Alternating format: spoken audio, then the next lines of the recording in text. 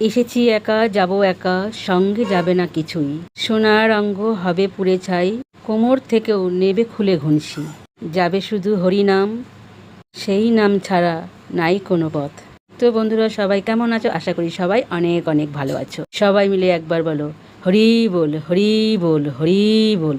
এই পৃথিবীতে মুক্তি পাওয়ার এই একটিই নাম, হরি বল। তাই দৈনন্দিন কাজের মধ্যে এই নামটি জপ করতে ভুলো না।